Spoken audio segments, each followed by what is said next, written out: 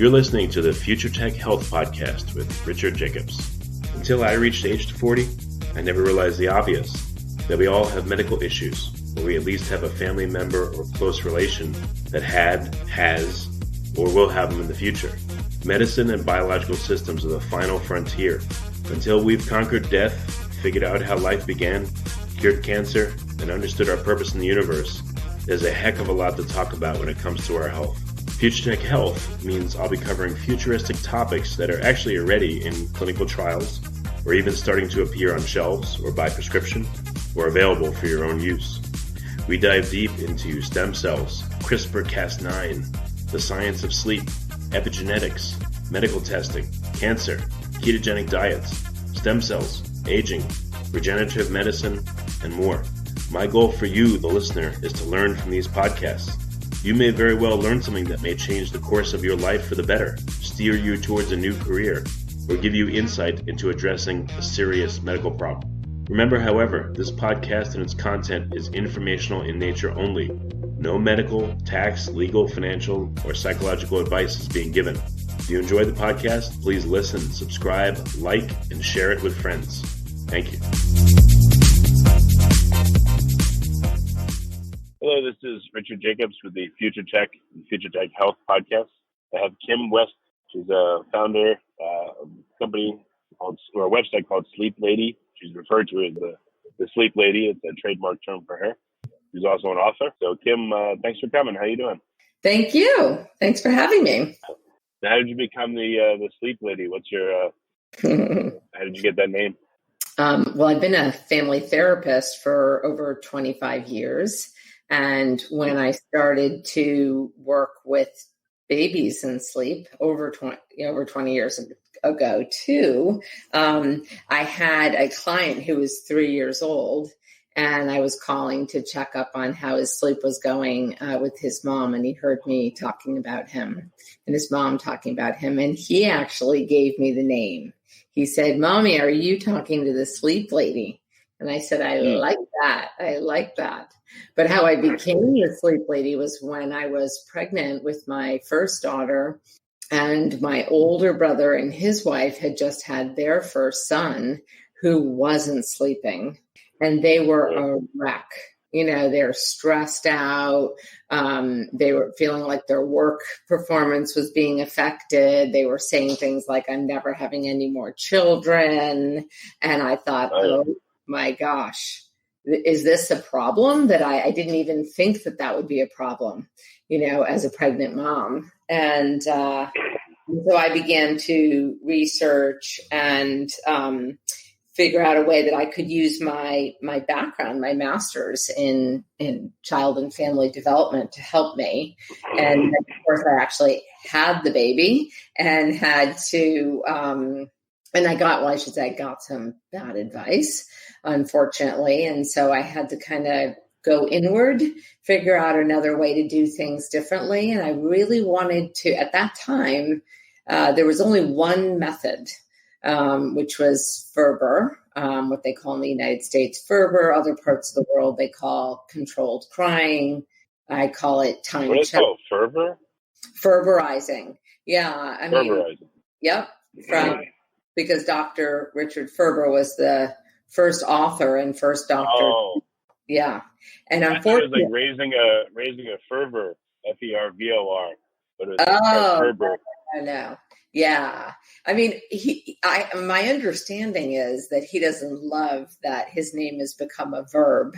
And so I try to call it. Maybe he was made into maybe he was the one that made the Furby.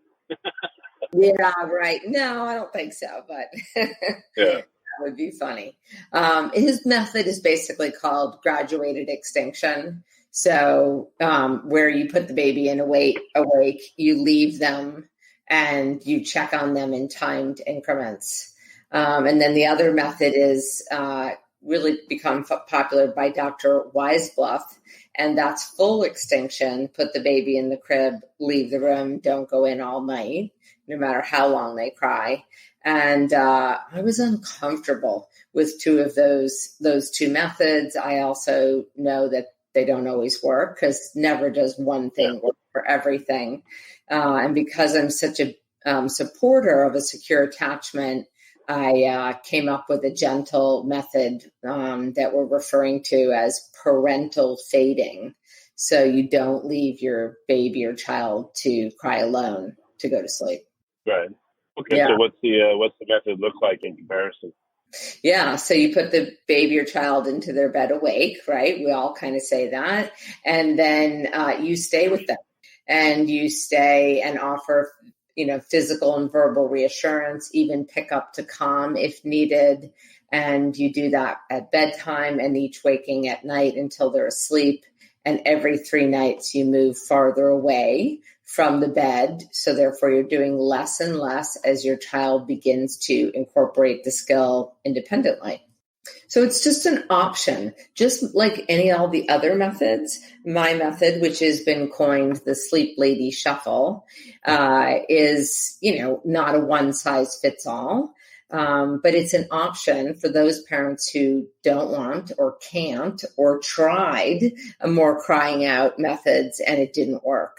So I feel like parents really, really need those options. And because to be consistent, once you start sleep training, you really need to pick the method that you're going to be able to follow through with consistently. And that's the right match for your child's temperament and your family philosophy. Well, what happens if you're getting further away and being there less, and then there's the bad night?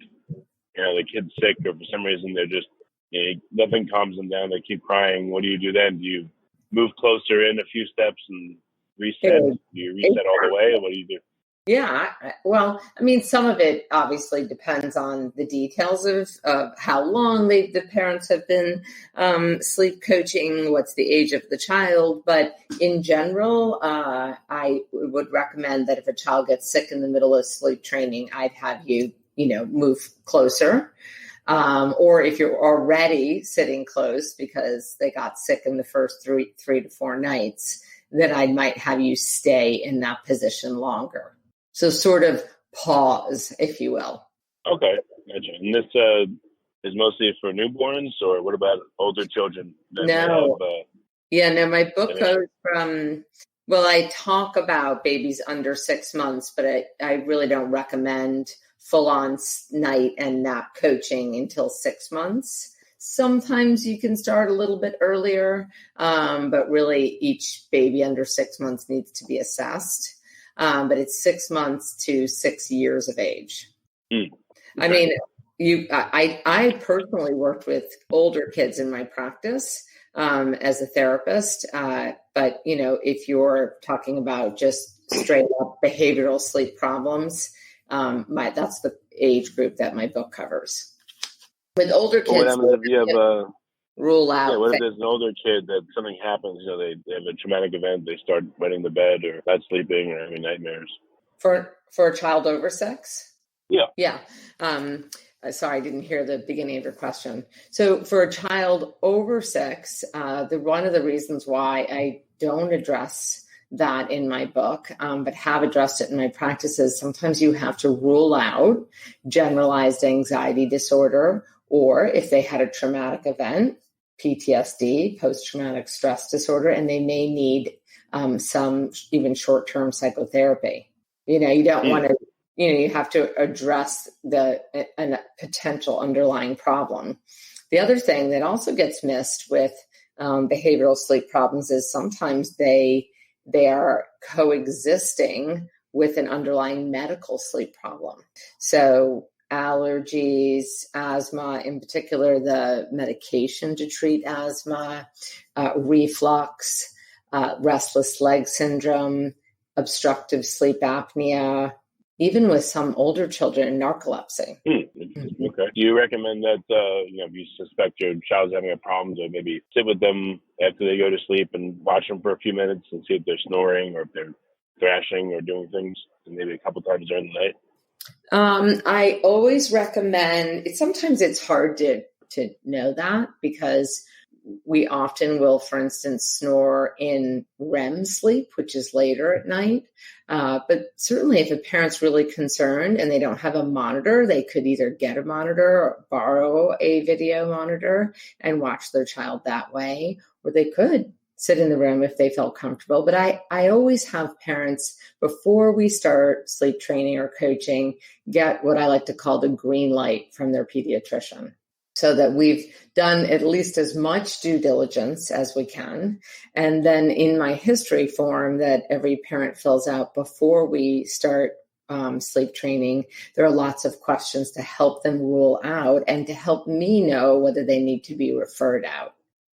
For instance, common signs of even just obstructive sleep apnea are sweating, particularly in the head, snoring, mouth breathing, restless sleep. Those are the top. You said pickling of the head? What does that mean? No, I said sweating. Yeah. Particularly on the head. Oh, particularly. Particularly on the head. I think you said pickling of the head. I thought that was a new phenomenon or something. Okay. particularly head sweating. Yeah. Right. Yeah. What ages have you seen these things happen? At all ages, or is there a more typical range where it happens? The underlying medical, or? Yeah, the medical. Well, yeah, both the medical stuff, the underlying medical, and then just the weaning and the self-soothing of being able to sleep on their own. So the youngest age I've ever seen a baby with obstructive sleep apnea, as opposed to some of the kind of apneas a baby can have when they're premature, is 9 months of age. I see it more commonly in my practice and in doing public speaking with 2, 3, 4, 5-year-olds, and just went undiagnosed, not uncommon. So behavioral sleep problems, I mean, honestly, I think that under 6 months, babies are so different, and you're much more fragile, if you will. And some can have reflux, some could be born early, all kinds of factors that make it harder. There's not like a big fat bell curve like there is with the kids over 6 months. So, I wouldn't even say there's a particular age group that's more popular than another to have sleep problems. I think maybe sometimes parents get to 6 months and they're like, well, I can suffer for a few more weeks or a few more months. And so you might see a lot of babies, 8, 9, 10 months of age, but really pretty much 6 months to 5 years of age is very common at all along there. And the common types of what I call sleep crutches, maybe I should just back up and tell you what a sleep crutch is. So in the behavioral sleep science world, they call it a negative sleep association. So anything that has to be done to you or for you to put yourself to sleep and back to sleep. So I always tell parents, think back to the day before having kids. Maybe you and as a woman before being pregnant, because lots of women have disturbed, sleep problems, reflux as an example when they're pregnant. But think back when you had to go to bed earlier. Let's say you had to get a really early flight in the morning, one of those 6 a.m. flights, and you tried to go to bed earlier than you normally do. So maybe you, took a warm shower, maybe, read a book, maybe did some yoga, deep breathing, and then you had to still do something to turn your thoughts off at night. So you really are actually doing something to help yourself go to sleep. It really is a skill. And then you have to apply that during the night, because we all have what's called partial arousals as we cycle in between REM and non-REM sleep. So do our babies. Their sleep architecture develops in the first 2 years of life, so it mimics an adult. But either way, they have REM and non-REM. And so when you cycle in between, this is when you may have a partial arousal.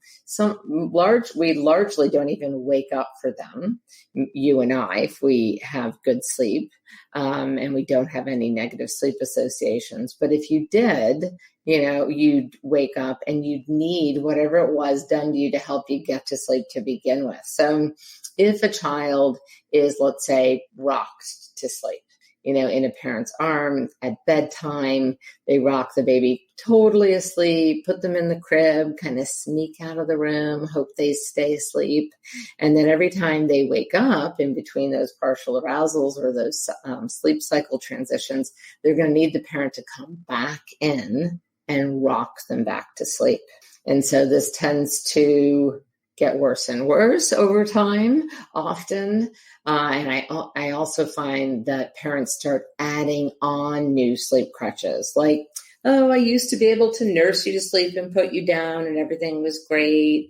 And then I had to start nursing you and rocking you. And then I had to start nursing you, rocking you, and bouncing you to get you to sleep. And before I know it, I'm doing this for half an hour and I put you down the crib and you still wake up right away. And that's usually when the parents are calling me or one of my gentle sleep coaches and saying, nothing we're doing is working anymore. We need help. Our child's getting up, 6-8 times a night.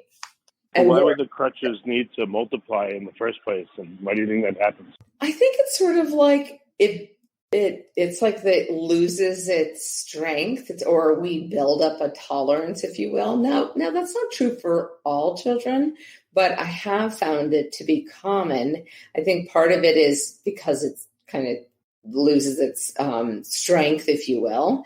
But also our kids are just getting smarter. After a while, they figure out like, oh, so you're going to put me down when I'm just about asleep or almost asleep. And I figured that out. And then I wake up and I'm upset. And then I want you to pick me back up. So super common. So what's the solution? Do you vary the crutches? Does that work better, or do them in a different order, or what do you do? Well, usually we just have to wean off the crutches. So we always have to put our children to bed, or at least this is the goal. The first goal in sleep coaching is to put your child down awake at bedtime after a soothing bedtime routine, after a great day at apps, any way you can get them, and an early enough bedtime, really getting that. We can talk about this too if you want, that sleep window, right? That's in sync with the circadian rhythm. And then we help them and stay with them while they're learning this new skill, which can be super frustrating for them. You can imagine they're not going to, if they're pre-verbal, they're not going to understand why you're changing your ways. And then if they're verbal, they'll be upset, they'll cry, and they'll have words for you. Like, no, mommy, I can't do this, or daddy, lay down with me. They don't understand why you've decided to suddenly change the routine. So you just have to let them cry through one session of this, or how many times?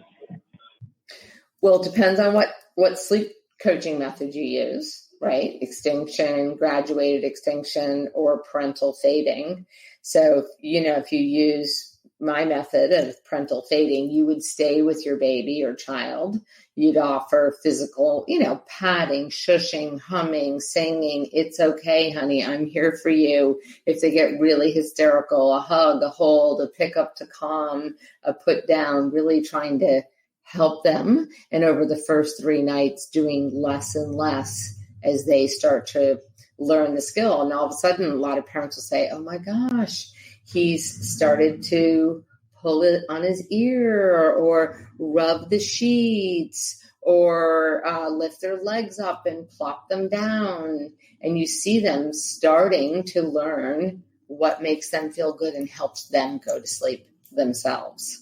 It's really empowering. I remember I used to lay with my kids, and I'd turn out the lights, and my son would say, I can't see. I said, you're not supposed to see.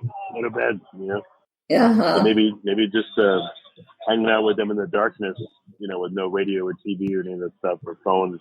Maybe that's a calming way to help things as well. I don't know if the parents turn on lights or what they do. Definitely no phones for our kids or TVs in their room would be really helpful. I mean, screen time, ideally you want no screen time for an hour, even better, 2 hours before bedtime, because, the screen time tells the brain not to secrete that drowsy making hormone melatonin. So it makes it harder to go to sleep and stay asleep. And apparently there's lots of kids still in the United States that have TVs in their room. So how long does this usually take, the full program? So that, I guess the end goal is for the child to sleep consistently through the whole night without the parent having to go in there at all? Yeah. So if the child, for instance, is old enough and healthy enough and growing and everything to sleep through the night without a feeding, right, in terms of like a baby. But yes, that's the goal. I would say on average, it takes 7 to 10 nights for the baby, let's say, to start to largely sleep through the night. And then the morning nap starts to, naps in general take about 2 to 3 weeks. And then the morning nap falls into place first, and then the afternoon nap. Slightly older kids and kids in beds, especially ones who parents have been really inconsistent for several years, they can take more like 2 to 3 weeks. Because they can also get out of bed, negotiate more, stall tactics, all those other things that, babies in cribs can't do. Yeah, stall tactics never stop. Yeah. Even when they're older. I noticed that. They just evolve. Yeah, exactly. I mean, I get that, part of it is that our children just want to connect with us. They've had a long day, with school and playing or even sports. And that's really why bedtime routine is so helpful. It's really helpful for us as adults and for our children, so we can have that kind of last connection before we go for the big night separation. Makes sense. Okay. So you said that how do you have a network of pediatricians that refer your program, or do people find out about your program first and then ask their pediatrician about it, or how do you get clients? I would say my two main sources in the last 25 years have been word of mouth, because you help a family and you get their baby and child sleeping through the night and their life transforms and they tell everyone. I mean, sleep is just the most amazing gift. And then they'll go back and tell their pediatricians. And then the pediatricians are so grateful to have, a general sleep coach or myself available to refer to. And then I just ended up having pediatricians refer to me too. Yeah. Very good. What's the best way for people to find out more and to get in contact? Yeah. So you can go to sleeplady.com. I have 3 books you can look at on Amazon: The Sleep Lady's Good Night Sleep Tight, The Good Night Sleep Tight Workbook, and I now have the Good Night Sleep Tight Workbook for children with special needs. And on sleeplady.com/coaches, you can see a directory of my gentle sleep coaches that are all over the world, and I think in about 15 different languages. So they can work with you virtually. Oh, you can do it over Skype and everything? Yeah. That's great. That's excellent. Mm-hmm. Well, very good. Well, Kim, I appreciate you coming on the podcast. Thank you for having me.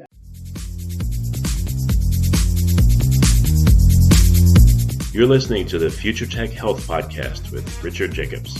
Until I reached age 40, I never realized the obvious, that we all have medical issues, or we at least have a family member or close relation that has, or will have them in the future. Medicine and biological systems are the final frontier. Until we've conquered death, figured out how life began, cured cancer, and understood our purpose in the universe, there's a heck of a lot to talk about when it comes to our health. Future Tech Health means I'll be covering futuristic topics that are actually already in clinical trials, or even starting to appear on shelves or by prescription, or available for your own use. We dive deep into stem cells, CRISPR-Cas9, the science of sleep, epigenetics, medical testing, cancer, ketogenic diets, stem cells, aging, regenerative medicine, and more. My goal for you, the listener, is to learn from these podcasts. You may very well learn something that may change the course of your life for the better, steer you towards a new career, or give you insight into addressing a serious medical problem. Remember, however, this podcast and its content is informational in nature only. No medical, tax, legal, financial, or psychological advice is being given. If you enjoy the podcast, please listen, subscribe, like, and share it with friends. Thank you.